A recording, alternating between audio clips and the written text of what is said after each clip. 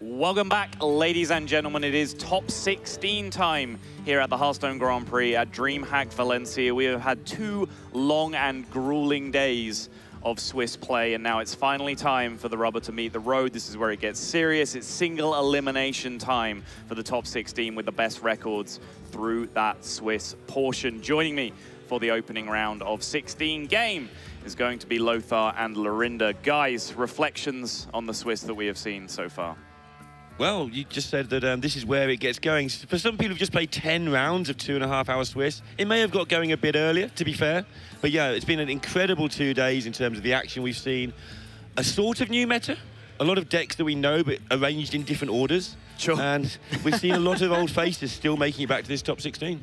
Yeah, definitely. I mean, Mitsuhide is and Tyler as well, if I'm not mistaken, did get to the top 16. So 2 guys that are really well known in the industry and making it again with decent results. But we'll see who is in the top 16, like all over the place, and then we'll draw some more conclusions. But as I said, new decks.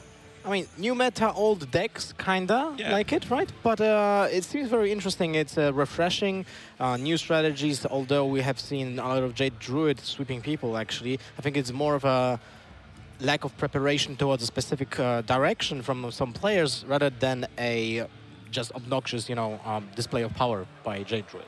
Yep, very true. But before we dig too deep down into this first matchup that we're going to see, we can show you the top 16 bracket in full, so we can see all of the glorious results of our 2 days of Swiss play. And there you go. If you can focus your eyes, Lorinda, on that extremely small font, you can see some of the names on there. Talk was able to come through with all of that hungry crab shenanigans we saw. Diggen was 8-0 very early on. He was the first player to reach that undefeated 8-0 record. He made it through as well. And for me, very, very proud to see 2 UK representatives in there. There's Ben, that XL3EN name that you are looking at, and then Osher as well, who's made it through. And Lorinda, incredible story for Osher. I mean, 0 and 2 in this event. Some people would have dropped on that score. Orange dropped on 1 and 2, for instance. Yep. Because the rumor was that you probably would lose on tiebreakers and come 17th. Well, if too many people drop out, it opens up 1 extra slot by the time it's multiplied through the Swiss. Osher kept going because you're here to play Hearthstone, despite the fact there is a nice beach that some people have memed about down the road. And he kept playing, and he then won 7 in a row. And here he is into that top 16. Well, 8 in a row. Right? Sorry, 8 in a row, yeah. It's quite a feat, actually, when you think about it, because winning 8 in a row in the previous DreamHack would be just like, oh, okay. Yeah. Easy. It starts off with maybe a little bit of an easier road because in theory, once you start 0-2, you are then playing against some of the weakest players left in the bracket overall, right? That's the theory. That's not quite the reality. Sometimes you do get unlucky. You go 0-1, and then you just get matched up against the best player who also went 0-1 that's left in the whole tournament. Like, crazy things like that can happen. But in theory, Osher, for at least a couple of games, would have had an easy fight back. But as it got to the 3-2 game, the 4-2 game, the 5-2 game, then he's actually getting back into those real successful players in the bracket, and he had to fight it out. Incredible achievement. And just to humble brag one more time, not only 2 UK representatives, also a complexity representative made it through. Super happy to see Tyler making a good tournament run. I'm sure he's as sick as anyone else as seeing that grinder tag getting thrown away. Just a ladder player, people say, but no, he's starting to push through in the tournament scene as well. Well, he really wants to get those points, right? He really needs those last points pushed for the first place. I think you said 16 difference. So 16 difference is 15 for first place. I spoke to him a minute ago, said, hey, you're getting some points. He goes, it's only 2. It doesn't mean anything. So he wants a lot more than just where he is right now. Did you ask him how he feels about the princely sum of 15 points, Lorinda? He is very excited about that. He considers that to be level. Obviously, there's 1 point behind, but there are still some ladder seasons to go. And we've called him a ladder grinder. If you're 1 point behind anybody and you're the ladder grinder with time running out for other events to count towards ACT, it will just be open cups and ladders, as I understand it at least, or as he understands it, more to the point. He's going to have a fantastic chance of catching Scintillon. Yeah, just to frame it, sorry, if you guys aren't quite aware what we're talking about, the HCT point system qualifies you through to regional championships and then onwards to the world championships, which is the absolute pinnacle of Hearthstone competitive play. And there has been a change this year, so the overall points leader at the end of the year for each region goes straight through to the World Championship. There's no last call event, as was the case last year. So that #1 point earner for your region is about as big a deal as it gets. Tyler is right in there. Although you mentioned earlier, Lorinda, and this surprised me, you said Tyler actually missed out on a top 100 last season? Yeah, last season he just couldn't get it done. He was on Americas with 12 hours to go, ranked 600, because he got home from the previous DreamHack Summer, and he was ill. Sometimes happens when you go to LANs. That's the one small thing that's a downside of LANs if you socialise too much. You meet people with other places. He got home and he was too ill to play for a few days, at least on his normal level of 100 hours a day, or however many hours that is. And he had to play like the last 3 or 4 days, and just for one time, just couldn't get it done. Unlucky. When we cast him earlier in this event, he looked pretty grim about it, or he's looking a lot more happy now. Wait, did someone actually get 10 wins in Swiss? No. Didn't happen. That would have been amazing, right? Yeah. But enough about the bracket as a whole. We do have one game that we are going to focus on, or at least Lorinda and Lothar are going to focus on, and that for our opener is going to be Danielegend versus Benene. And one more big change that we need to tell you about, now that we get through to single elimination top 16, the deck lists are revealed. That is to level the playing field between the players who have been shown on stream and those who have not. Those who have been shown on stream will have revealed more of their technology, more information about their deck lists. So, you like that one? So, I like the technology bit, yeah. So, to level the playing field, everything gets thrown out there. We then get them as well, so we can cast with full information. And you guys have some deck lists in front of you. What can you tell us about the lineups? Benene's deck lists are there. We don't have Danielegend at the moment. Unlucky. It's Danielegend. I'm going to fight you on this. I think it's Danielegend. I think it's a bit of a pun on the words, but if you want to call him Edge End, that's fine by me. For me, he's an Edgend anyway. Wow, yeah. Become legendary. We actually, I think during day 1, did speak about Crazed Alchemist. I was like going beyond even like the possibilities of using it, and it seems like Benene actually has one. Yes. In his druid. We spent a long time on that discussion, so it's fun to see that, but that's in his druid. Yeah. Actually, that's pretty cool. All right, but picks and bans, right? We have a Druid being banned from Benene, so we're not going to see that Alchemist. Shaman, Paladin, Mage, pretty standard, but Danielegend, Shaman, Warrior, Paladin, and Mage. No Druid whatsoever. Yeah, and it's Elemental Shaman from Benene there as well. We were saying, could anybody get Elemental Shaman? If they did it quick enough in that 24-hour window, can they make top 16? Somebody did. Amazing. I'm going to make a picture of it and just tweet about it, and I'm going to get some free karma. Was not expecting that at all. I think we said come round 7 or round 8 that maybe the meta shift just came a bit too late to see that Elemental Shaman come through, but Benene is flying the flag. Very much looking forward to seeing that. Did you guys expect to see more, perhaps, of the Elemental Shaman? Not really. I expected it to be a little bit like of a shift. Maybe some players are going to get convinced to just try it out because we have some brewers, right? But in general, I don't think that anyone that is like a really competitive player will just be sure that this is a good move just 24 hours before a new tournament to switch it. But I respect a lot the changes in the rules because, well, it's consistency, right? I mean, cards haven't changed. Obviously, we want to have the versus meta. Well, there you have it. Opening round, top 16, the very first of our single elimination games. Winner will go through to top 8. Loser goes home. It's going to be Danielegend versus Benene, brought to you by Lothar and Lorinda. Guys, check this out.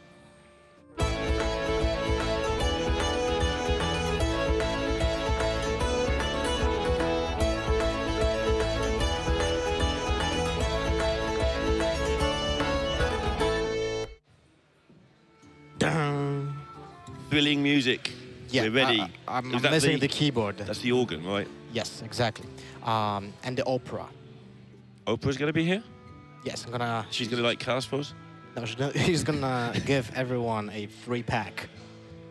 Unfortunately, that's not the case, right? Yeah. Before you all write in.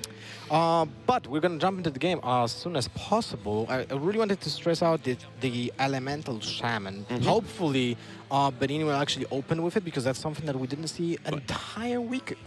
We actually started on Thursday and we have Friday and now, right? Yeah, and it's Friday. I think, is it Friday now? I really think so. It's day 2 as far as I understand it. That's the only way I can count at these places. But I thought we would see some in the early rounds, but I thought they would lose and go home. But this guy has brought it, and he's not losing, and he has no intention of going home. And this opening hand is going to be a bit slow, but nothing that a secret wouldn't turn around. Yep. Well, and mage. So it's a really bad secret mage hand versus a pretty aggressive paladin hand. This doesn't look great. Like the opener is super slow. Fortunately for Benene, at least he has the counterspell when his opponent doesn't have the coin. But still, with the hydrologist, it can be kept for that counterspell shenanigans, especially when his opponent is running too. And as you can see, already being drawn by Benene. That's not really a lucky outcome for him. Yeah, just to point out that we've now got Danielegends decks available to us, and Deathwing is in this deck. So it's the standard Hoi build of the deck, as we've been calling it, with Vine Cleaver, with Deathwing, with a whole bunch of Murlocs going on and some mid-game Tarim action. And as you can see, the buff's in hand there. So with that going on, Benene, who can see the deck list, they have these deck lists next to them, or they did have at least 20 minutes ago. They have plenty of time to work out what they want to do. Yeah, exactly. They had 20 minutes to be, you know, to prepare for the matches. That's enough to get those virtual mulligans, thinking, you know, to think about the strategy. And as you can see, Benene actually did get a very important top deck this turn, because it allowed him to regain the tempo that he lost on turn 1 and 2. So and just carries it through. That number turns to 4. That means the card will turn green in its entirety, well, the border at least, next turn, and he can start playing on curve. And when this deck plays on curve, it is super difficult to beat with anything.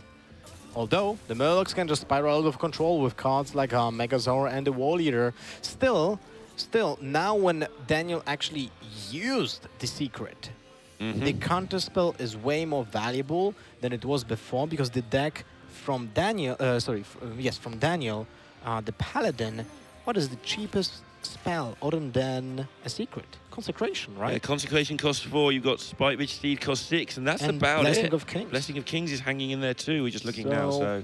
Pretty damn sweet, like a 0 mana investment in a free counterspell that will eat, most likely, a 4 mana spell? That's insane. Yeah, it's actually nuts. Benene's going to have an interesting decision to make next turn. He can play his Sorcerer's Apprentice into Glyph, and if he gets the things he's looking for, he might be able to make his Crystal Runner too, or he can just make another 5/5. So he can go for a really high tempo turn with a decent chance of it being crazy, or just go for the safe 5/5, which is kind of crazy most of the time anyway. But he's running still a little bit on the back foot against those Murlocs. I wouldn't mind actually the Glyph. It's a little bit of RNG, but still you can get other spells that you can play.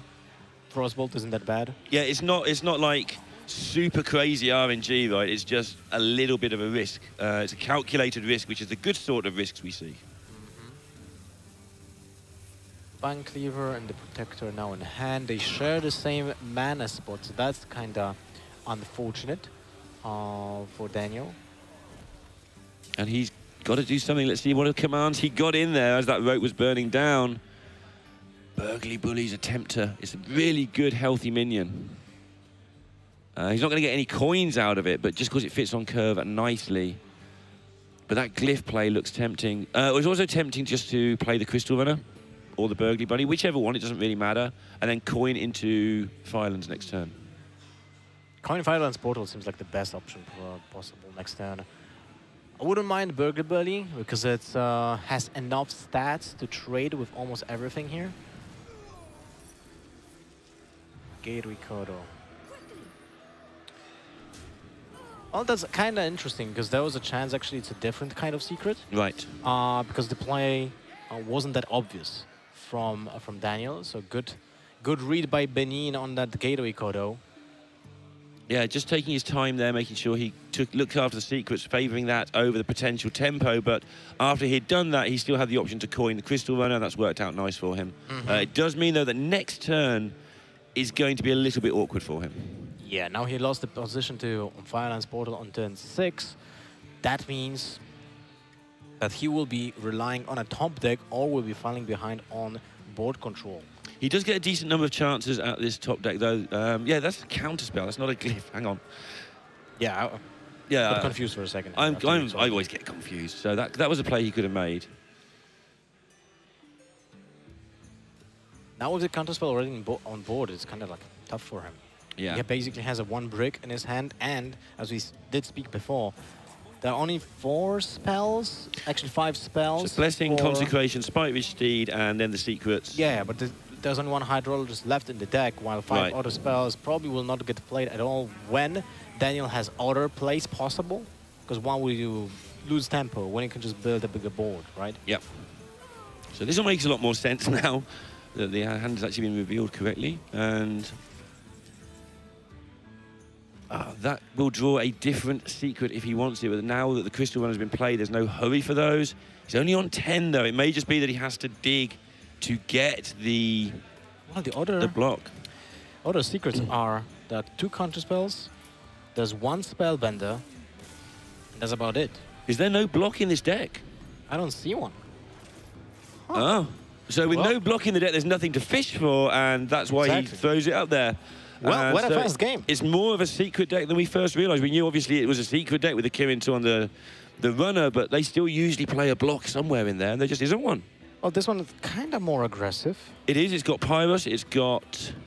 there's another low cost. It's got an Ooze hanging in there, but Burgley Bully's more aggressive. You're right. It's a pretty aggressive deck. There's a Yogg-Saron, which we haven't seen in Mage for about a month, very often as well. It does definitely come down sometimes, more in this sort of build. Anyway, that one's gone, and he's on to the deck we're looking forward to, I feel, the Elemental Shaman. And yep, exactly. The Elemental Shaman is something that we did not see before in this tournament, at least not on stream. Just to introduce you guys to this type of deck, it has some AoE control. There's 1 Lightning Storm, there's 1 Volcano.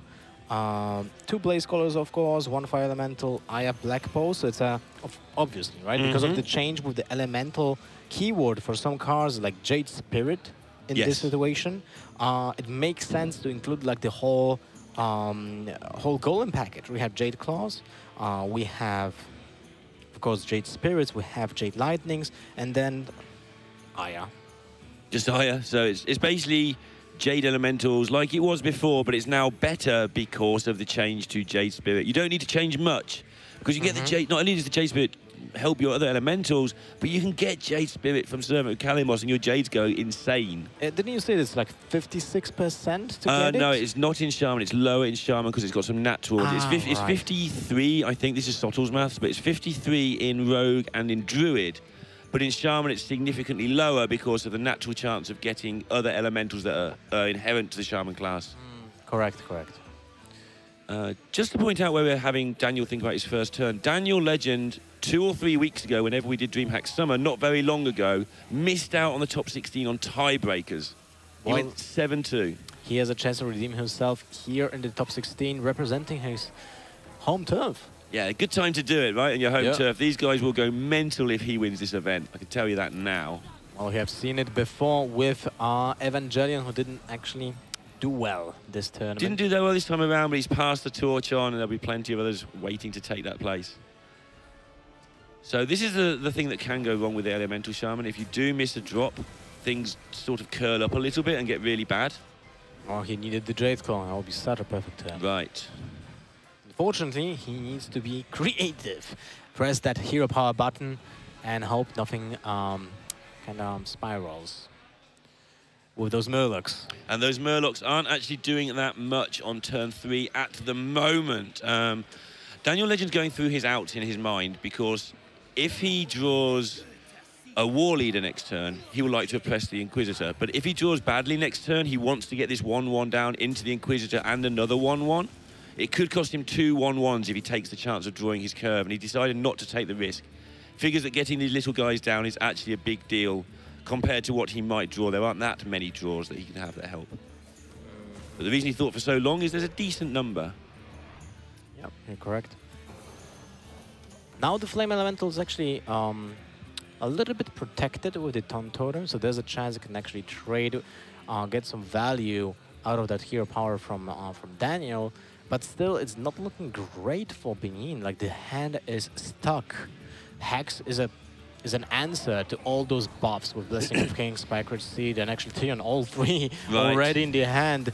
So if there will be a War Leader played on this turn, I would imagine that Benene could have been pushed to actually play the hacks this turn, but maybe because this turn was a little bit less threatening for Benene, he might hold on to it and just use the hero power, try to grind it out, play the Firefly and the Flame Elemental, and just try to get out of this mess at some point. I mean, he has Lightning Storm, and he has a Volcano, he has double Milestone Portals. So there are some answers. There are lots of answers if you can get into that late mid-game, sort of turn 6, 7, 8. Look at the hands. You can just start killing stuff with Elemental into Elemental into Elemental on turn 6, 7, 8. But he's got to get there. Notice that Daniel did draw badly last turn, so his decision to make an extra 1-1 was a good one. Meaning that extra 1-1, it doesn't sound like much, but look how this board's lining up now. That extra 1-1 could end up being crucial. Gives you just that extra target for the steeds, for the blessings, if you want them. So Benene didn't play the Flame Elemental because he feels that turn 5 needs to be an Elemental just to keep up on turn 6, but turn 6 doesn't require to have the Elemental synergy. Right, he's got just how ridiculous now. It always was a good card, but it's Fire Elemental, and it doesn't even need to be triggered to do its thing. How nuts is that as a card? Just play it, and then you're into your Blaze Callers and do it again.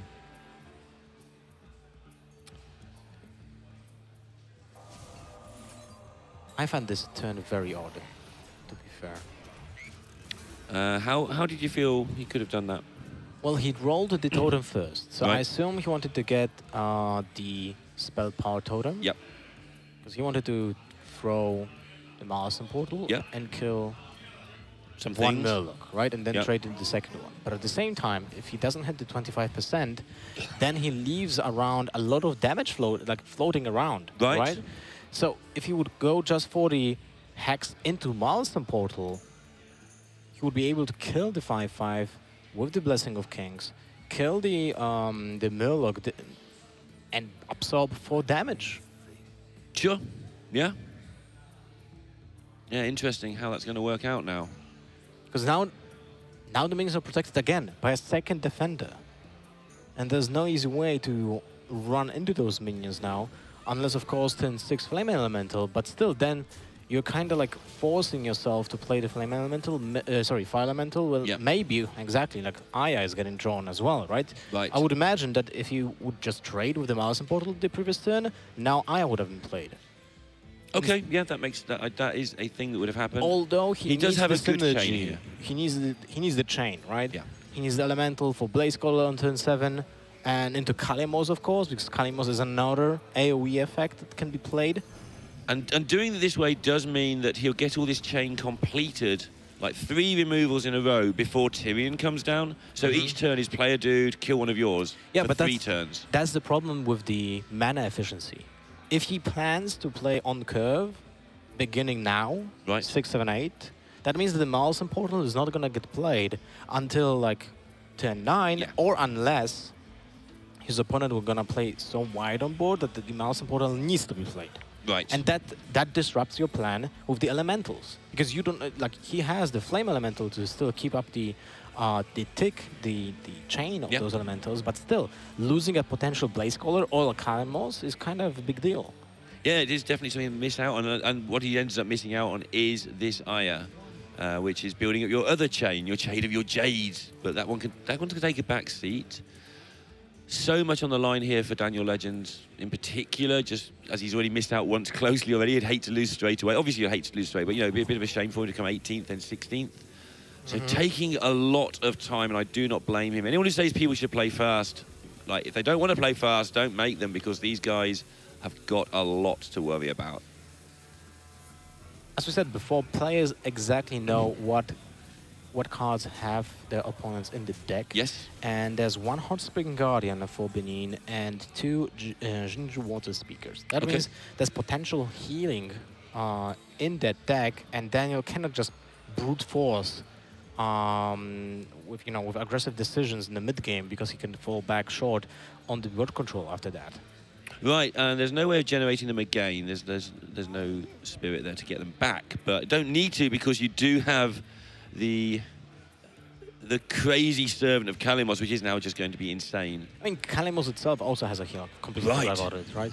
So there's no easy way of going with that power to just hit face with Paladin. First of all, it's a slower deck. Right. It doesn't have the bursty potential that you can see in other classes. And the biggest thing what can happen is a swing of a weapon and a consecration from hand. That's like 7 damage. Yeah, yeah. Or maybe Tyrant. Sure, but as long as you're sort of matching them on board to some degree, that's also sort of negated, but that's what he's trying to do at the moment. And these decks are getting strange. It used to be if you had 2 themes in your deck, it would be bad.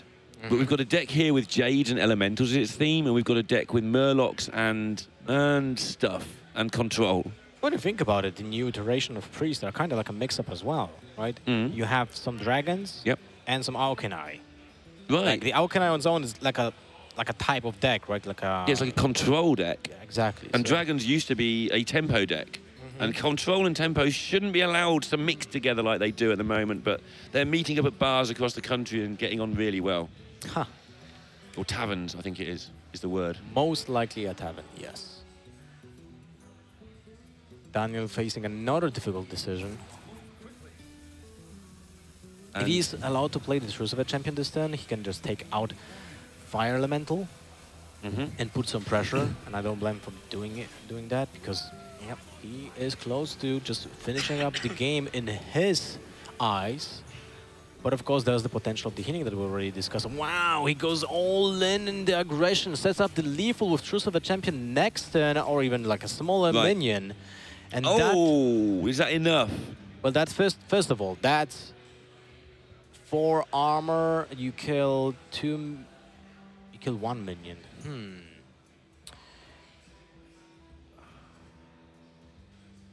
Daniel He just can ignoring clear all this. the board with the milestone portal and put himself on 6 HP, and I think there's no way of Daniel killing him next turn, because I mean there's a consecration. Okay, the consecration will be able to with another Trucifer champion.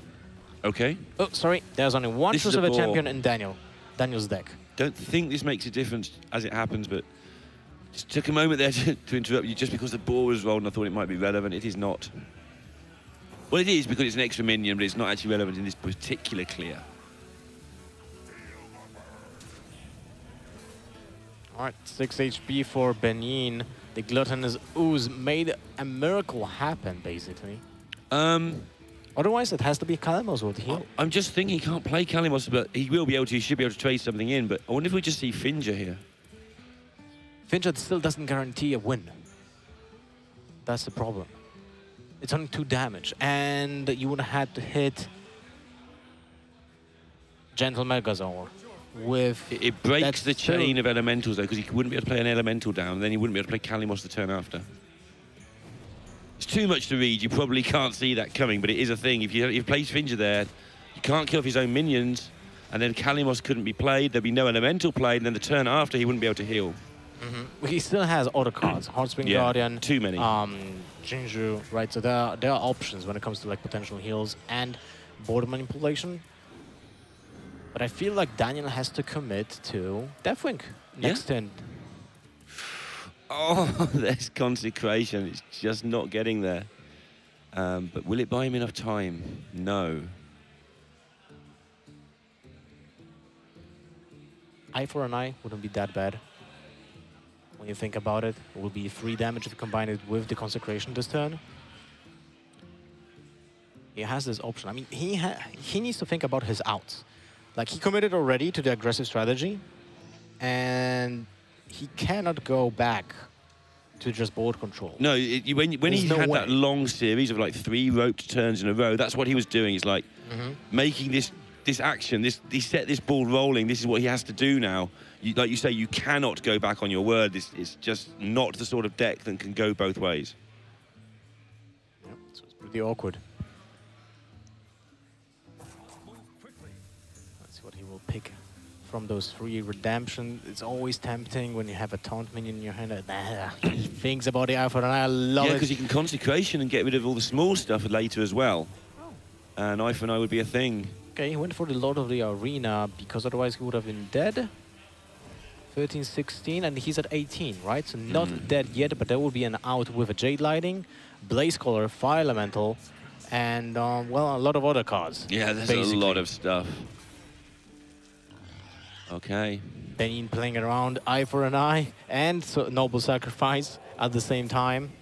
Yeah, working it out and Oh, getting it done. 1-1. Second game comes to an end. 1-1 by Benene. With the Elemental Shaman, I'm pretty happy because now that means we'll have to cast another game of that deck. Yeah, I mean, it would have been horrible to say, finally got an Elemental Shaman and then just watch it lose. That would have been kind of sad. Let's see what Danielegend has lined up as his counter for it. His choices are Pirate Warrior or Evolve Shaman.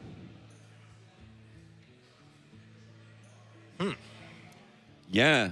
Right, it's not an easy choice. Doesn't seem that great either side. The Pirate Warrior might be able to get it done before the healing and removal gets going. If it doesn't, it's in trouble, obviously. He needs the weapons to swing that back, basically, with the Pirate Warrior. Right. Upgrades and the cultist buffs from the Battle Cry would be very important. Damage from hand, they just can't defend on board. Or the Elemental Shaman and maybe, the Evolve Shaman and maybe just go for that early Evolve, even on the small minions, and just outvalue them. The Evolve Shaman might be better, but still, Benene has the Milestone Portals and the Lightning Storm and the Volcano, so 4 cards that can help him clear the minions from the Evolve Shaman. So it's not an easy choice, and then Benene would still be left with a third deck, which is his own Shaman. Sorry, not Shaman, his own Paladin. And Daniel needs to think about that. So he went with his own Evolved Shaman against the Elemental Shaman. By the way, guys, bear in mind, which hour is this of today's It's a lot games? of hours. We did start at let's call it 10 or 11. 11. By the time the players have got here, they've got to make sure they're registered. They've got to check their state from last night. They get here early because they want to make sure that they don't mess up. They've got to get their computers set up. They're here a long time. I mean, the first round today did start 11 hours and 30 minutes ago.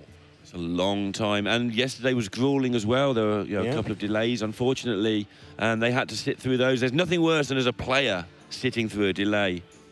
You know, you don't know exactly what's happening sometimes, why there's a delay, and yeah, you've got to keep your mind fresh. These guys are just at the end of a long couple of days. So people are exhausted. Casters are exhausted. Casters don't get tired, Lothar. We just keep going. Definitely. But it's, jokes aside, it's actually a very big factor. Some of the players I have seen were kind of complaining about it. I mean, not maybe in the state that, oh man, that's unacceptable or something. Right. It's just the nature of the game, first of all. And second of all, you can't blame weather. Yeah. I mean, it's just hot in Spain. Who knew? Yeah, I think that a lot of the players are very happy to have 10 rounds of Swiss, though. Even though it's a long time, I think people do want... The more you play in Hearthstone, the more the people who are the better players feel like they're winning more games. Yeah, but still people on Reddit kind of complain about it. Yeah. I had to make like a really rude comment today. No. Yes. That's not you at all. Completely not. But yeah, 10 rounds of Swiss is a good way of filtering down the good players. And players like Tyler, who are used to grinding hour after hour, are the player. We've got him in this top 16 for a reason.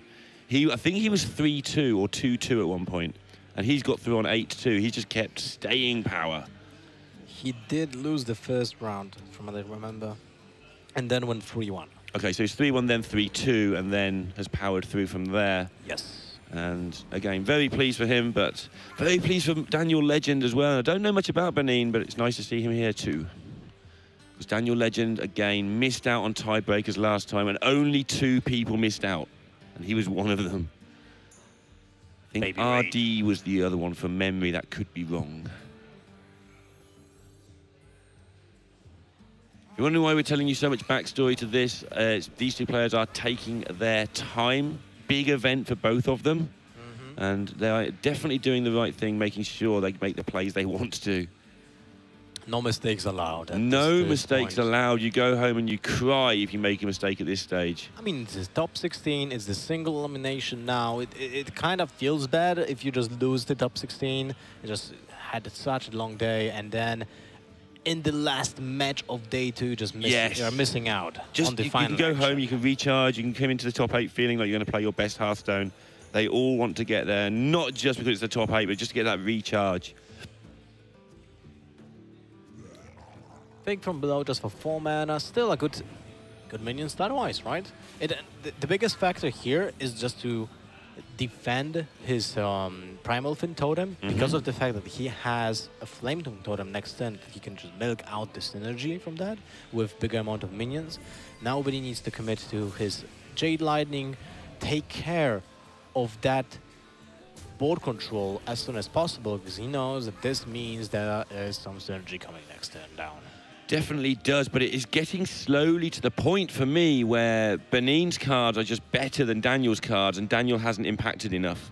Well, he still has the Evolve in his pocket. So does he want to evolve it now, or should he hold on to it for the Doppelgangster? You don't know when you're going to draw it. You've got to make a weighted decision. Right? You might not, but then you might think it's your only way to win. Yeah, which way do you go with it? I agree. He has 2 Doppelgangsters in his deck, so I wouldn't mind going a slower route right now with just removal to wait for that evolve. Still, if you evolve the Doppelgangsters and your opponent is pushed to just use the evolve, you still win. You are doing fine. You're still getting 3 5-drops instead of 3 2/2s.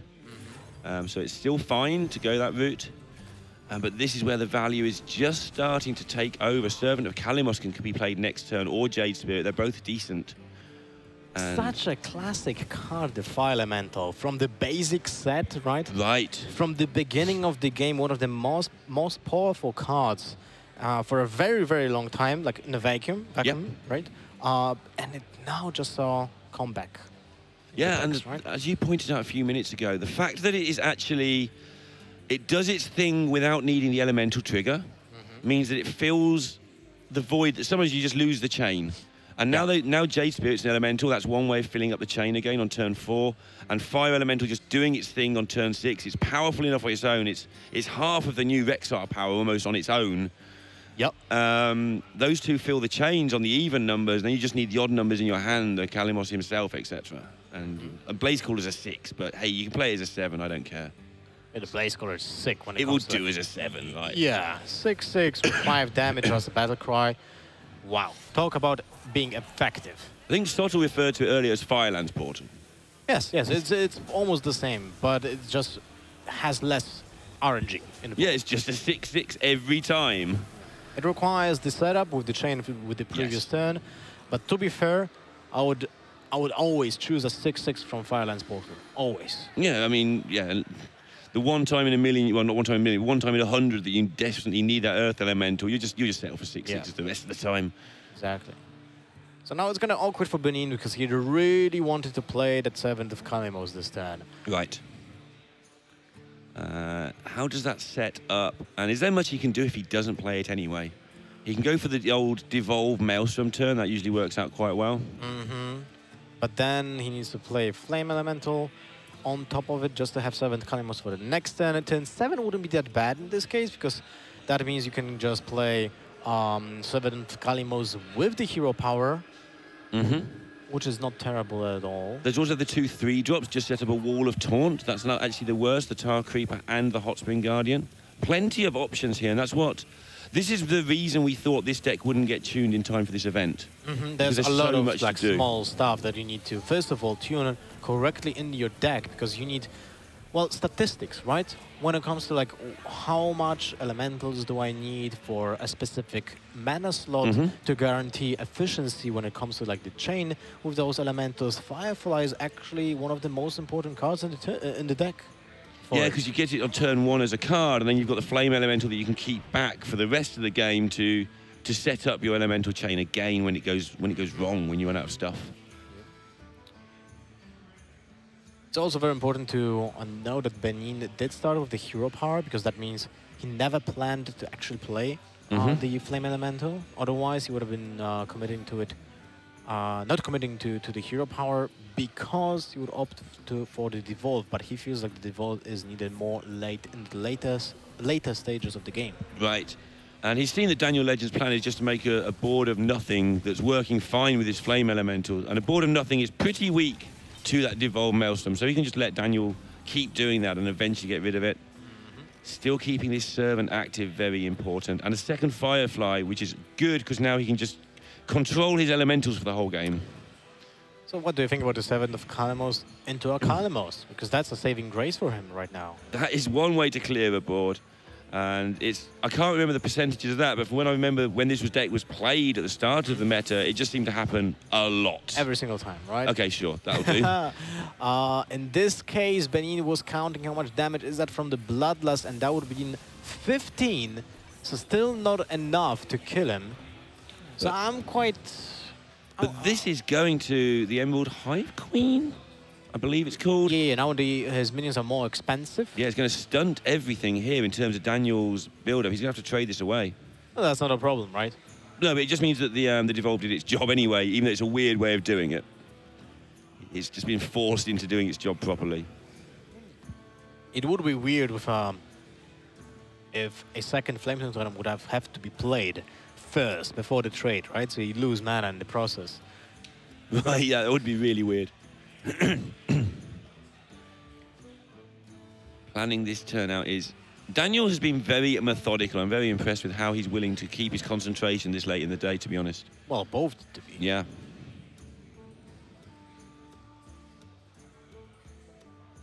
Lots of mid-game calculations to be made here. So the end game here, how do they actually win the game? Benene wins it by not dying, and eventually the Jades get too big. If you don't die, you don't die. Yeah, Every now and again, you sneak a Jade down. The saving grace for Daniel would be J Lightning. Yeah. He also has the combo at some point. He's been holding on to that Evolve, so he clearly sees the combo as being a huge part of his win condition. I don't think it's a big deal, actually, right. With that White Eyes. It's just funny that he picks up an actual Devolve right now after that. But we'll look at that. Jade Spirit from a Servant of Kalamos. Whoever thought that was going to happen, ever? Who knew, right? And it's not very big right now, but it synergizes so well with the next Jade he picks up. 3/3s, just getting to that size. I said this earlier against Shaman. When your Jades get to 3/3, you're already trading into most of their stuff quite efficiently. And Daniel is running out of efficient cards. But now, with that Manatite Totem pickup, he's actually able to do something. Right, new game plan for Daniel is draw his doppelgangsters with his Manatide. He will try and keep this alive. He will use resources to keep this 5/5 alive to protect it. And try upon try to just keep it on there for 2 or even 3 turns just to get near to those doppelgangsters. And all the card advantage he gets in his deck with Primal Fins and so on as well. Oh, that's a good... Kind of surprising that he didn't go for the Pirate, the Bloodstone Corsair into the Milestone Portal, because that would help him clear up some pesky minions on the board and have a bigger chance of actually surviving a Milestone Portal from his opponent's side, right? Yeah, that pickup there of that lightning as well. But yeah, you're right. I felt that he would try and do as much as possible there and didn't. There was a couple of choices. He could have gone for the portal as well, or the pirate, and he chose to do neither. Maybe feeling that the Jade, like the Jade clause, isn't a problem, right? It's the 6/6 or the 5/5 that's going to come from them. When they're there, the pirate's like, I think the value's better just to be set up and threat and bloodlust. Oh, that's convenient. Now he's able to clear the board very efficiently. Maybe not entirely. We're gonna see how which path is he choosing, but the Milestone Portal that deals 2 damage is incredibly powerful. Right.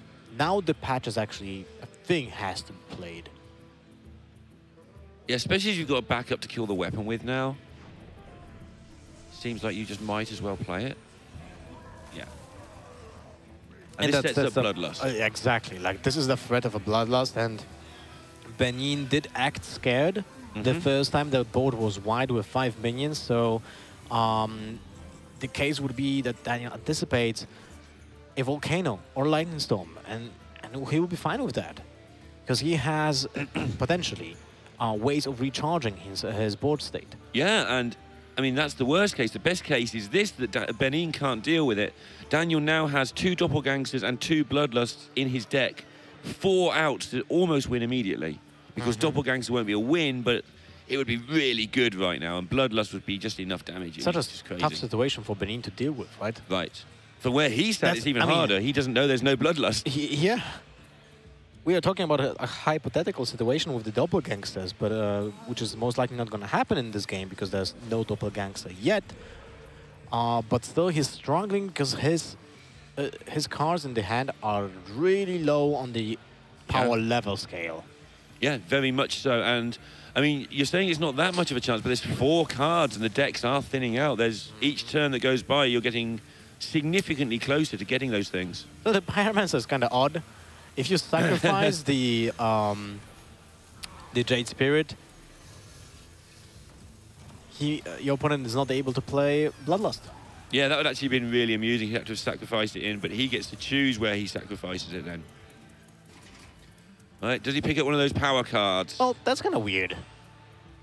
He allowed the minion to grow. It's like a Postman Frothing Berserker, right? The bouncer. The bouncer, that's the name of it? I think so, right? The backroom bouncer? I'll go with that. It's something very similar to that. Yeah, it might even be that. It's a card that I haven't seen much because I haven't played my enough arena and I haven't done my research into RNG cards quite enough. Well, I've never played it in Standard, but I played it in Arena. But yeah. Enough stuff still now. We've picked up the Doppelgangster. If you're a Danielegend fan, he's working out, is this the time? And also, do you want to buff those Wisps or do you want to trade them in? I think you should buff them. Some people always point out you can get the Doomsayer, but I like buffing them. Clearing off minions is fine. Let's see what he gets. Around 30 points of stats is the usual just from the Doppelgangsters. Subtle statistics. Wow, you actually went for the hero power. Right, I don't usually like that until afterwards. That's turned out nicely, though. Those are huge minions, a death rattle effect on 2 of them as well. Huge swing in that evolve, actually. Lord of the Arena. Ha. Some taunts, the grandmother, some charge, a big minion, and that is a bottom right from Benene. And it is 2-1 to Danielegend. Elemental Shaman gets one of them done, but the counter queue of the Evolved Shaman, which we weren't too sure about, to be fair, getting it done quite easily as soon as he drew the combo. And he knew the matchup because he kept that Evolve when he could have used it earlier. He just kept it and knew that that was his win condition in that matchup. Yeah, that is correct. Well, it feels like the Elemental Shaman, what it lacked at least, was more AoE effects. Yeah. Right? It's like Kalimos, 1 Lightning Storm, Volcano is just not enough. On top of course, 2 Milestone Portals and that. So maybe potential like changes to the deck would require more AoE. I mean, in fairness, we didn't see the Lightning Storm or the Volcano, and he's got a long way through his deck. Yeah. Or is it only 1 Volcano? It's only 1. One Volcano, 1 Lightning Storm. This is why I'm saying that it might be just not enough for the deck to make it work in the current metagame, right? And you don't want to be overloaded. Well, yeah, I agree, although we must point out he is in the top 16 out of 280 players. But yes, it did feel a little bit light on AoE there. What do you think about the metagame? Evolved Shaman goes wide. Yep. Paladins always go wide. Yep. Right? Whatever the option, whatever the deck, apart from pure control, they always go wide, even when they don't specifically target like the strategy on their Murlocs, but they still have some in the deck. Aggro Druid? Aggro Druid goes wide, right?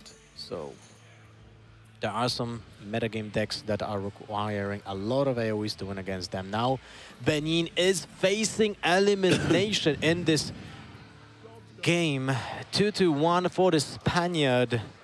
Daniel is looking to close it out and be ready to play on day 3 here in Valencia. It's a very important match and game right now for him. Just a recap for everybody, this deck list here. This is N'Zoth Paladin. I don't know if we've seen a single N'Zoth Paladin on cast. I don't think I have. No, we did not, but it's kind of amusing that we have it now in the top 16 because that was the trademark from previous Valencia when Evangelion was winning the entire tournament on its back.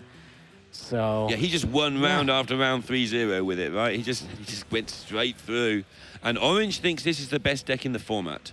He has a slightly different build to this, but he says that this is the best deck in all of Hearthstone right now. And this is why you see Relying Blades now being played in Paladins. They just need a proactive answer on turn 2 and 3, depends if you have the coin or not, on the threats like Flame Tongue Totem, Manatite Totem, Wall Eater. Those are like the 3 main cards that require immediate attention. And it's just quicker than True Silver and does the same thing, so why not? Most likely, right, in most situations. It doesn't go through a Stonehill Defender, which is kind of annoying. Sure. But it's not a big of a problem when you face cards like this one. Right? Interesting looking at this deck from Benene. He doesn't have, that I can see, any card draw unless you count the Curator. That's actually not surprising at all, because it feels like that's the trademark of those Paladins. They are controllers or more mid-rangey, and what they count for is that the power level of the cards alone is big enough to maintain a winning position for them. The problem with that is sometimes cards like Stonehill Defender just are a miss, and they give you low quality cards, and you're not running like 3 Terrans or 2 Tyrians. And then it turns out, well, I don't have card draw and I run out of options, so whoops. Yeah, I know the deck list that like Orange was spamming or talking about, not spamming, but he was really excited about was like double Acolyte of Pain and 1 Loot Hoarder, and just getting those cards so that you've got a little bit of early game just things to play because your 2 and 3 drops aren't that great anyway. And then just get your other stuff, get your control cards, make sure you don't die. But this way, this sometimes happens where you just get this clutter in your hand. Still good clutter. I mean, this is going to start getting big really quickly. But it's going to have to. Unfortunately for Benene that he lost his weapon. Such a crucial card, and was met with the Pirate. Oh, it doesn't hit. It's not what he wanted. Yeah. We could see where the hand was. Well, the Bloodlust is not yet that oppressive for Benene, but it's kind of funny. Every single time now, he's like, oh my god, the Bloodlust. He has it in his head. Like, it got to him, right? Yeah. And it does. I mean, you have to play as if they haven't, usually. I like Manatide and just Totem here. I really think that if you can just get those extra cards and take the Paladin on, like, card for card, the thing he's scared of is Consecration's really bad for him if he trades into the Kodo. I mean, he needs to. Otherwise, a Spike Steed is just gonna be a big blow back to Daniel. So I wouldn't mind actually Hero Power first, see what's the outcome. If it's Healing Totem, oh, you're like super happy about it. Yeah. And then you definitely can play Malachite Totem. Jade Lightning Patches, what do you think of that? Jade Lightning Patches is also pretty sweet, although I like Patches actually in hand when you have access to Bloodlust. Yeah, Bloodlust with that is just so much damage in one turn, and with Flame Tongue as well can be big. But he's actually going to split the difference. He's just going to. He's doing what you said. He's keeping the Patches back because it's so strong, and he's happy to just burn a mana. Yeah, I mean, when you think about it, he's just threatening the position from nothing, right? Yeah, he's just using, like you say, he's using nothing. He's using the Primal Fin Totems, he's using his Hero Power. These are things that aren't costing you your hand. Oh, those are not really the best. Sunwalker falls short on the stats. 4 attack is not big enough to threaten the things from below, and with a 1/1 just sitting there behind the wall of the taunt, the Divine Shield is meaningless. And when do you play the card that you take here? Look at your hand. When do you have time to play any of this? And that might be just that. It might be the answer to that question. It's like, I don't have a 9-drop. I might want it instead of my Rag. I might want to play Rag when I'm protected. Let's just play a card that I can play on turn 9 because it's turn 9. So turn 8 needs to be Ragnar's because that's his only elemental? Yes. There are no other elementals in this deck, right? I doubt it, but... Sunkeeper is not an elemental. Curator is a mech. Drake is a dragon, of course. Tyrion is a human. Although it's not a keyword yet. And then Zoff is an Zoff. Ooze is a disgusting, slimy mess. Noxious. Okay. Interesting choice. I think that's the first time I actually see Ozra being picked, like, deliberately. It's not a likely pick, right? It's just, I don't think we missed another elemental in here. It's just the one. It's going to fit nicely on that curve. If he gets to that part of the curve, it's getting a little bit ridiculous now, though. As you say, Danielegend has created so much menace out of nowhere that the stuff he has left is the real problem now. And the fact that your cheapest card in hand is 2 and doesn't do anything, and all your others are 7 or more, is also an issue. So now with 6 minions on the board, it is 6, right? Yeah, it is 6. So that's 18 damage just from the Bloodlust. Pair it up with that patch in hand, and you know it is there. Yes. Because you have seen the pirate on the Rallying Blade, so you know the patches is in the hand. That's additional 4 damage. It's 22. Yeah, and that's before you actually count the attack strength of the minions on the board, and that's a lot more than 30. Yeah, that's just the additional burst. So what are the options for Benene? I mean, he just doesn't have options. His hand is just too expensive. I think play one of the cards that is green, and there aren't many of them. I guess so. So the options are you can play the Pyromancer and heal your face, or you can play Curator and hope he doesn't have Bloodlust. That's your choice. But how do you, if you do the Pyromancer play, does that get you anywhere in the very long run? Maybe it gets you into your Rag turn.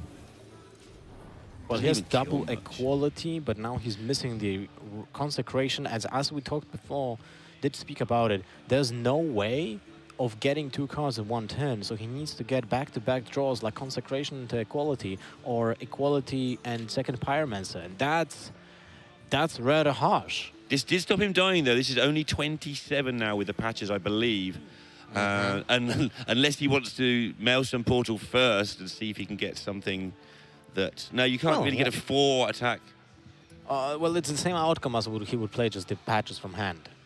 Right? Because he cannot squeeze it. With 1 additional mana... He can squeeze and evolve and try and get charge. I don't think he will because there's an Io on the board, but, you know, I think he'll be fine doing 27. He may not need to, though. If he feels that he could just get there with this Mana Tide, maybe he goes 1 more turn. He's seen his opponent can't deal with it. Look at the panic of last turn. Yeah, he's just going to postpone and now say, well, okay, if you do a similar turn to last time, it's just over. He's in a winning position, I guess. The Drake, though, kind of overextend, but at the same time, he's overextending for the previous 6 turns. So... it's kind of weird, but I can understand a little bit. The problem is now the Bloodlust has a way less potential. Yeah, I mean, you usually try and get your Bloodlust down when it's going to do its most damage, and that was the turn before. I mean, when you think about it, 5 mana for almost double Pyroblast. Yeah, that seems good. That seems like a decent card, right? Would you play it even if you just don't win the game? Probably you would. Yeah, I wouldn't be happy if my opponent glyphed into a 5 mana 21 damage spell. That seems rough. Now it's 6, 10, 16 damage. So 2 short. Sorry, actually 5 short. 5 short and... There's a quality. Still not that helpful. Well, now we can play Spikeridge Steed. Stop the onslaught. The problem is a second Bloodlust or a Devolve. Right. As it happens, neither of them are in hand, but they're lurking in there somewhere. He needs to count the damage that is floating in. If maybe Ragnaros is enough, just to heal himself to, in this case, 13. Get the Elemental down. Yeah. Wow, for the Ozruk. Synergy, fantastic pick from that Stonehill defender. To be fair, I really don't know what he was thinking with that pick. Sunwalker would have still been better, potentially better. I think we have to give him credit that this is what he was foreseeing, that this situation where he can protect the Ragnaros with a giant elemental. He's dead. I mean, that Ragnaros is dead like this. I really don't see a way of him just living through that. That's just such a soulless way to break it to him, though. Like, he's just dead. You could have like said, "Hey, I've got some bad news." you know your Ragnaros that you've lovingly tended to. I'm afraid he's not going to make it. Even if it's not dead, it will just be 1 point of damage coming into the Ragnaros to give it a 50-50 with the heal. If you feel like you need to set up some form of lethal for the next turn, but at the same time, when you have access to Flametongue Totem, and you can just transform every single minion with 1 attack into 3, I think you take that. Yeah, I think you do. Especially since he has 2 evolves in his hand, and he can just every single drop or draw of Doppelgangster is like, yeah, I'm gonna slam that. Decision's been made. He's going to go the Flame Tongue, kill it off route. Doesn't feel like he needs to do the other option. As we suspected, he's just... Ragnaros is dead. And there's the Evolve as well. Full board again. Again, filled it back up really quickly. He managed the Bloodlust on the one turn. He didn't have a full board. No Primordial Drake to help him a little bit with those minions. So Osruk is a 5/10 minion. And this is the only turn it will be. Yep, because there's no other way of benefiting from the Battle Cry. Well, seems like he's committed. Okay, he's going to go for it. That's going to go... Wow, that's the first time I actually see that. You're happy now, right? Yeah, life is complete. It's going to get taken down, though, by a multitude of different options. The Devolve would have been the option should the Bloodlust come to hand, but he may save the Devolve now for future, because it's not actually much damage, but the chain damage from the Flame Tongue Totem will get through the Osruk. He also has the option to just use his face to take down 2 of the damage and keep his board big. So he must be tempted to evolve, right, as well. Yeah, he's one of lethal, so what he can actually do is just deal the... Devolve, evolve, after the attack, of course, and... Oh my god, what just happened? Hang on, we've just gone backwards 2 turns.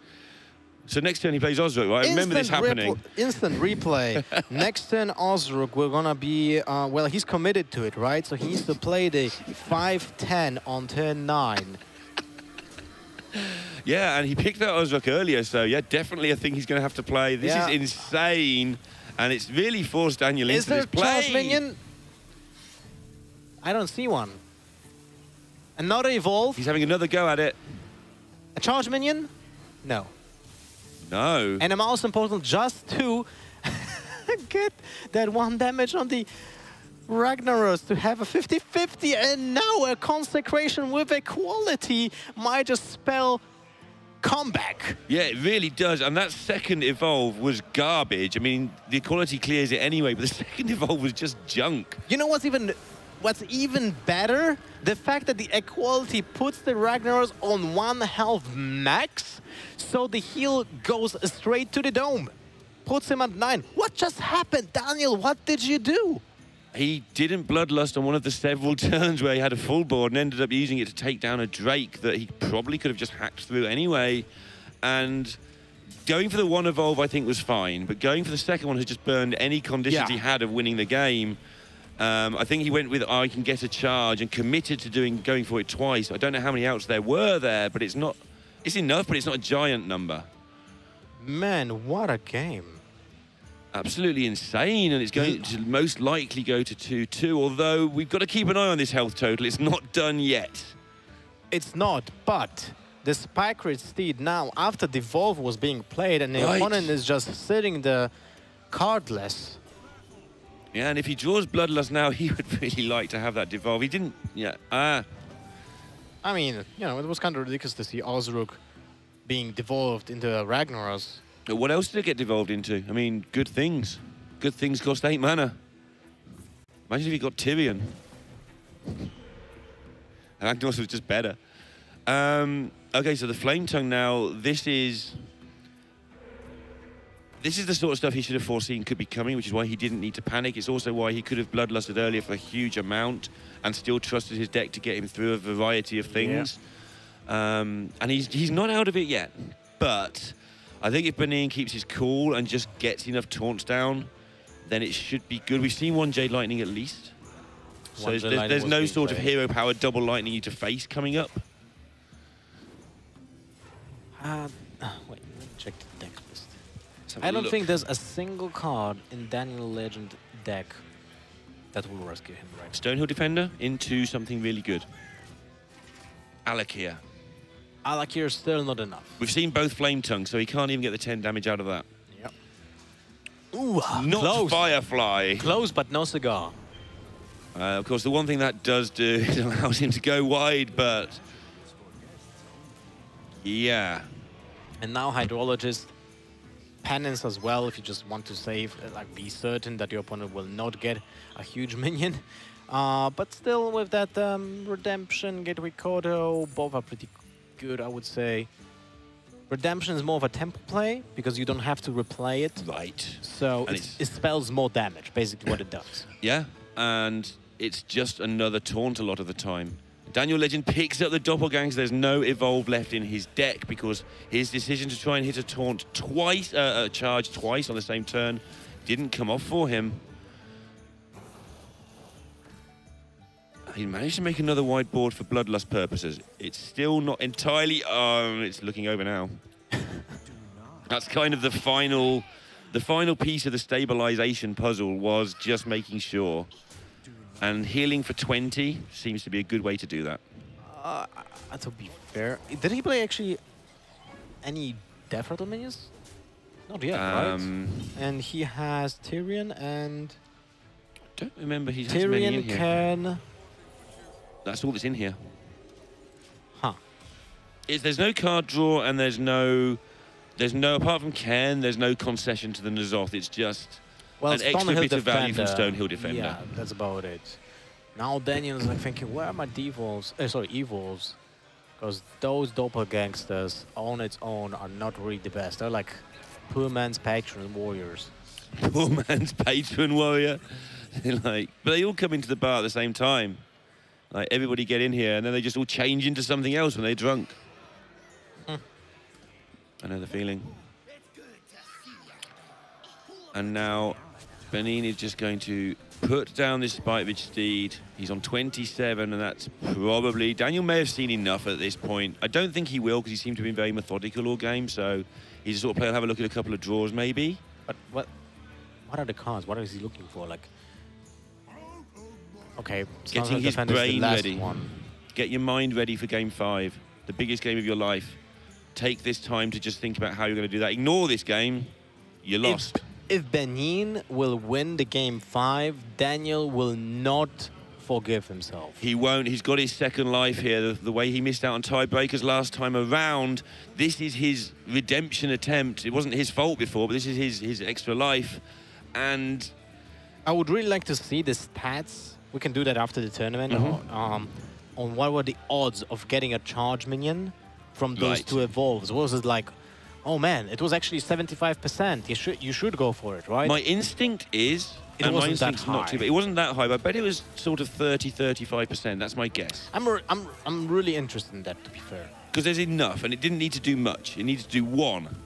So any charge minion that was available from 7 cards twice. But it had to be basically for 2 mana charges plus, because there was nothing for 0 mana on the board. So you couldn't go for Boar or Patches, they weren't there. So Bluegill Warrior for 2 mana. Right. Wolf for 3 mana. Wolf Rider. Yeah. There's Leroy. I don't even know what the numbers of the cards were from the end of this, because I wasn't expecting the second evolve, so I wasn't mentally processing it. But there was a 5-drop came down, so Leroy was one.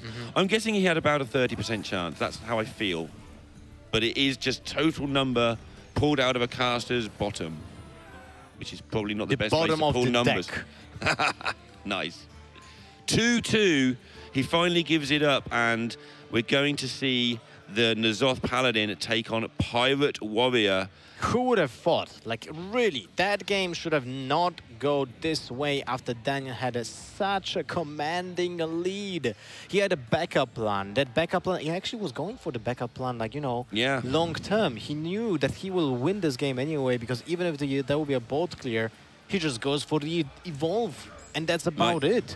After that reset, right? But now, this is a matchup that can go both ways. Benene is able to seal the game if he gets to slam a Spite-Ridge Steed at some point of the game. It's so much damage soaked into that stagger down.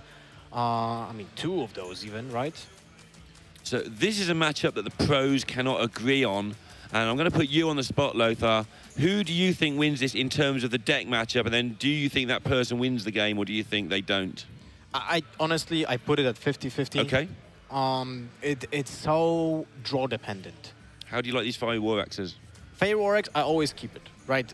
One has always have to be kept. The Captain is actually pretty sick as well, because if you can coin it out, There's only one card in Benene's deck that can deal with it, which is the Rallying Blade, by the way. Yep. And you get a 2 attack, 2 HP patches, which can deal with the hero power from Paladin the same turn.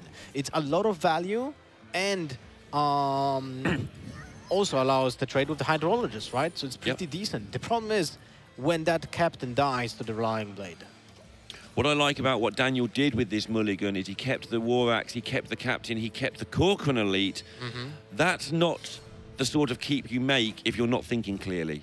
If you're panicking, if you're worried about what you just did, you go hunting for 1-drops in that early game, but he's got a plan, he can see how this can unfold, and he is happy keeping what he's kept.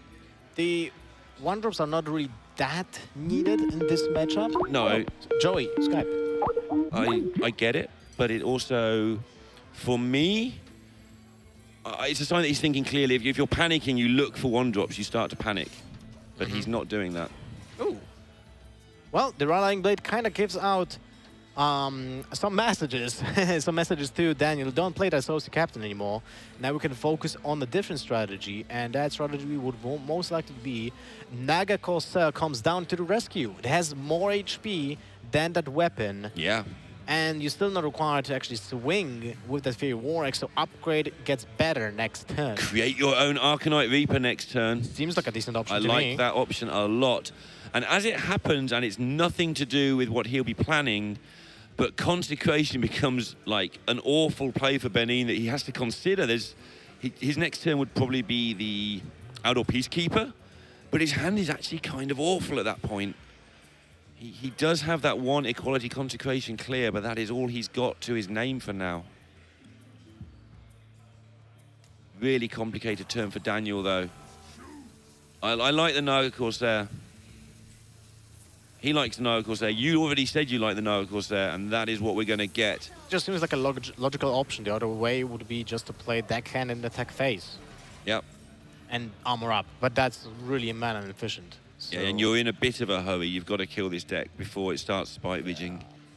And you need to clear minions when they're being played, because turn 6 Spike Ridge Steed is not something you want to see. At least you want to delay it to turn 8, or just close the game before turn 8. Yeah, you've got to get it done. The Pirates can keep on coming, but they do eventually run out. I think you're outdoor here because there's very few minions that are bigger anyway. It's not like you're waiting it for later. It's like, what are you going to do later? Definitely agree about that. Get a minion down and develop, and just get rid of the highest attack minion on the board that you're going to do, I guess. It's kind of just a really tough decision what to do after that, because you want to use that weapon to swing, right? And it's like, do I kill a pirate? Just a 1/1 that came for 0 mana out of the deck. And now this is actually going to get mini punished because the captain. Well, not that big of a punish, right? Yeah. Because it's still, the captain dies to the weapon. So I wouldn't mind if Daniel would just wait and just go for the Corcoran Elite. Okay. And kill with the Fairy War Axe the Peacekeeper. The problem is that then he loses the value from the upgrade, but at the same time he has the Arcanite Reaper for turn 5, so I love this turn as well, because now Benene needs to act fast and think on his feet. Like, this is a board that requires attention right now. Yeah, and although, I mean, this turn you do kill the captain, but something you have to consider when playing against pirates that you don't worry about against almost any deck is the face damage you take when you trade into things. This was an obvious play, obviously, but his next weapon, he's going to have to manage that well, because you do end up taking damage. Obviously, True Silver's got that healing ability that is massive, and he is just starting to get there, but there's so much damage still in Daniel's hand. This is definitely right on the edge. Arcanite Reaper on 5 is a nightmare for some classes. I always get, you know, goosebumps on my neck when I play a rogue and I see Arcanite Reaper slam down on 5. Like, yeah, oh that's because you just lost. Yeah, I'm just like, where's my arm? Captain Greenskin's a nice pickup. Not necessarily for this turn or the next one, but at some point it's going to come in handy. Well, next turn is actually pretty nice as well. Upgrade as well. Upgrade in Greenskin 1 turn, 7 damage to the face when your opponent's at 12. Whew. So where Benene needs to work out if all of his staying alive methods are good enough Like, he can stall for a long time and eventually get to Drake. But when do you equality consecrate? When do you use your Kodo? Those things are things that matter immensely right now. I really like the fact that he did not use the Noble Sacrifice before. Yes. He had an option to clear the board, because now it has a bigger chance of stopping a huge attack from the weapon. But look at this. I'm looking at Stottle, who's just arrived at the desk with a big ooh on his face as well, because without that, what you were just saying is that was going to defend 6 damage unless you use the elite first. Now it's going to defend effectively nothing. It's going to defend just 2 damage. 2. It's always 2, right? Yeah. But the potential was to soak in 6 damage. He goes for a Corcoran Elite and the upgrade instead. The logic behind that might be that he just wants to have a potential... He trades. Just to play around the Spike Exceed? Yes, sure. I can understand that. Yeah, definitely correct. Scratch what I said. A definitely correct trade. I was just thinking about the Pirate that he kept in his hand, maybe because he just wants to have a potential cultist synergy if he gets to top deck that, because he's running out of damage actually, and Benene is running double Forbidden Healing in his deck. Double Forbidden Healing, and he's got that Primordial Drake ready. Ready to rumble. Those are 2 really huge Pirates, but they will be met with their demise because Equality Consecration is still a thing. Doomsayer pretty insane after that, because it sets up really good board position for anything that Daniel will play. Yeah, and that means that Drake will come down in its own free time, assuming he's alive. Yeah, I mean, that's 7 damage. He's at 14. He can go for a heal, a small amount of heal, but now he needs to count and see Daniel's deck. Yes. And Daniel's deck, does it run a Leroy Jenkins? And we can see 11 just looking at it right now. He needs to heal here. Otherwise, Leroy is an accident waiting to happen. And that accident happened to many people throughout Hearthstone's history. Leroy is 13. Right? So as 1 card is not enough. He goes for the Doomsayer, and now he's praying. This is a card draw for top 8 in this tournament, and it's not a damage. It's not, and I mean, it is a damage, but it's being delayed by 1 turn, so essentially, back. And this is so awkward now. Daniel will be well aware that one of those cards has an enormous chance of being Primordial Drake, which means he needs to hang on to this weapon. He can't play the minion, so he needs to hold on to the weapon anyway. That means he can't heroic either, and that means he can basically do nothing this turn. One of his options, I guess, is to just play the 9/3 and kill the Doomsayer. There's no Mortal Strike in his deck, so he cannot also plan to play it.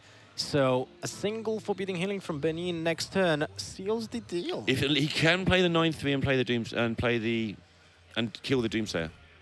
He's not going to, but that would have got through the Primordial as well. It would have been bad, I think, but it's a thing he could have done. That's why he took so long thinking about it. And suddenly you restart the game with 2 cards each, and yours are good and your opponents are not, and you're on the same health total as you were on turn 2. Now it's really rough for Daniel. He was so close to actually seal the entire series when he was 2-1 above Benene, and now look at that. Benene is going to take this down. It's all about when Daniel decides to concede this game. Lothar, what happened in that 4th game? The 4th game was crazy. I feel like Daniel just panicked because he was running out of time, and he thought like, yes, I committed to like my opponent committed to the Ozruk, I'm gonna commit to the 2nd evolve. Yeah. And he just went for it and missed on it. I'm really interested in the stats I said before, because I'm not sure if it was a valid decision. The first one definitely was. I think we agreed on that. You just go for it and see what happens. The first one was definitely correct, but the second one might have been just pushed because of the time that was running out. And there was those Bloodlust decisions as well. He managed to get about the minimum out of Bloodlust. And we're talking about 1 point of health made the difference. I can't reverse engineer how much more damage he may or may not have done, but it felt a lot like he could have done 1 more very easily with a differently timed Bloodlust. That is correct. And now Daniel, he was so close to the top 16 at DreamHack Summer. Now he's in the top 16 here at Valencia, but because of some decision making, he will not get to the top 8, most likely, unless he has a Deathwing here in the deck that we just don't see. So, Arcanite Reaper, Spellbreaker, no, of course, there's Captain Greenskin, Leroy Jenkins, no, it's not there. Yeah, that's what it's unfortunately, he forgot to put Deathwing in his Pirates deck. Gateway Kodo. Another Curator in the hand. That just feels so bad when you're playing a Pyrory, and you know that most likely every single card that the Paladin will draw is just like another nail to your coffin, and it just grinds you out, because the Paladin will never kill you like super fast. He just wants to grind out the entire matchup. It just that's the strategy of the deck, right? Yeah, and just take a look at Benene here, because he can see the reaction that Daniel's having, which is like a look of tragedy, and I understand why, having missed out so closely. This was his second chance, and Benene is actually sort of feeling that come through. He'll be celebrating in a minute or two's time, but for now, he's like, look at what I've done to this guy. That's what the game is, though. One of you has to win. What a match. We had seen a Ragnaros Ozruk Ragnaros combination into double evolved shenanigans. That was some crazy stuff, right, Subtle? It was, yeah. It really does all come down to that one game, the marathon game, which was game 4, I believe, right? Yes. Between the Paladin and the Shaman. And you guys focused a lot on the evolved decisions when they did come out and the Bloodlust decisions when they didn't come out, right? Yeah. I want to throw one more spanner into the works here, potentially, with you guys. There was that slightly awkward turn where it was Pyromancer Forbidden Healing, just cleared off some 1/1s, and then that left a 5/2 and a couple of 2-health minions on the board when a Primordial Drake was about to come down. Right. That, to me, looked like an evolve turn. A healing evolve, basically. Right, yeah. You turn your Aya into a 7-drop, which you lose the Jade Golem, but your Aya is going to, your evolved Aya minion is going to comfortably survive the Primordial Drake. There was a thing from below that was a 5/2 as well. That's another 7-drop that you get on the board against the Primordial Drake. He had a pretty clear read on no equality combo at that point, right, based on the board state. So at that point, you're then able to perhaps push through the Primordial Drake without using the Bloodlust, which, as you kept saying, was the minimum usage of Bloodlust he could have had the whole game. Right.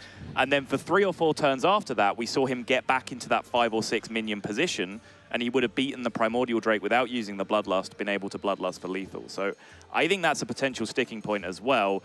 But hey, if you don't want to nerd out about potential lines of play, you could just get caught up in the fireworks of Ragnaros Lightlord into Ozruk, devolve straight back into Rag Lightlord. The entire match was a mess, to be honest. Right. Like in a good way.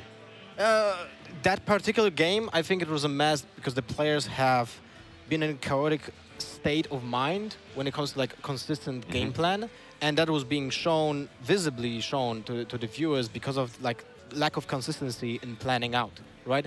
Even if the plan was made by Daniel to commit to white board state to go for the Bloodless, he didn't go for it. He kept the evolves to a crucial moment, and then he committed to like a weird choice, right? So everything was not consistent to what he was doing the turn before. So it was really hard to get into his mind and say, well, what was the plan? It's a very good point. We're going to move this along as quickly as we can. But Lorinda, any final thoughts? That was a shame, because the game before, Daniel set out from turn 1, I'm not using this evolve until I have Doppelgang, so that is how I beat the other Shaman deck. It was a real big contrast there with that second or third game. The first game with the Shaman. Very good. Well, final thoughts. Congratulations to Benene. He is going to go through to the top 8 and to the finals day here at DreamHack Valencia. We have one more series to show you today, and it's going to be one of the kings of DreamHack, Mitsuhide, who is going to be coming up for his top 16 match. He's going to be taking on Fluffy. We are going to be taking the quickest break you have seen in 2 days, and we are going to be back with another top 16 match here at the Hearthstone Grand Prix, DreamHack Valencia, right after this.